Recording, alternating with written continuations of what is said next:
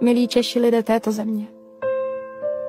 Prosím, věnujte mi pár minut svého času a pozorně poslouchejte.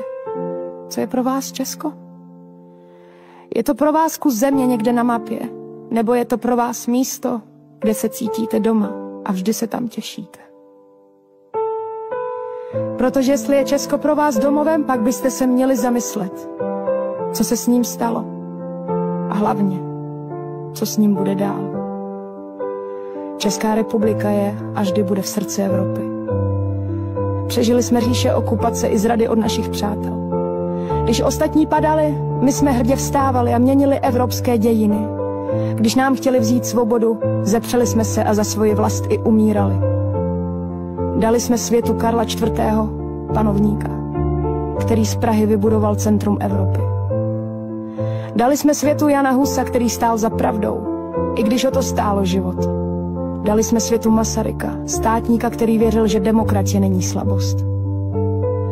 Dali jsme světu Škodu, Baťu, Čapka, Kafku, Formana a mnoho dalších. Z našich hlav přišly nápady, které svět obdivoval a dodnes denně používá. Z našich srdcí šla hudba, která dojímala panovníky a dodnes zní v operách celého světa.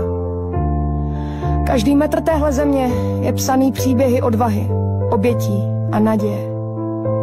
Každý hřebík, každé semínko je dědictví těch, kdo věřili, že i malý národ může být velkým.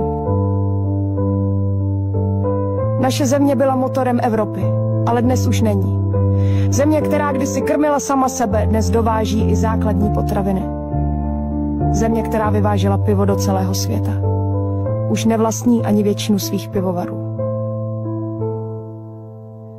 Prodali jsme naše továrny, podniky i zdroje a nyní si jejich výrobky draze kupujeme. Vlastní energií zásobujeme Evropu. A pro sebe si necháváme určit její cenu někým jiným. Peníze za naší vlastní vodu jdou cizím a my jsme jen údržbáři trubek.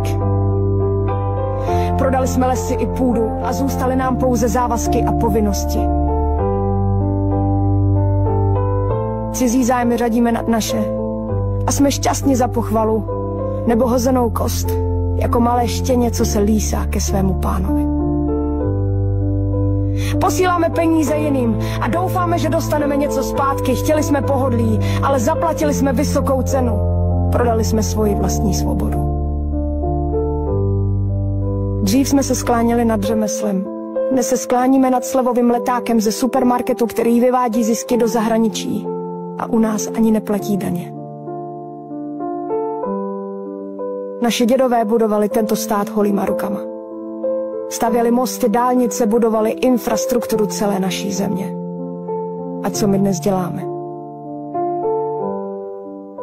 Jsme v zajetí sociálních sítí a víc nás zajímá, co měl soused k obědu, než co my budeme jíst zítra. Neprohráli jsme válku a přesto jsme přišli o všechno. Ale není konec. Naše země volá.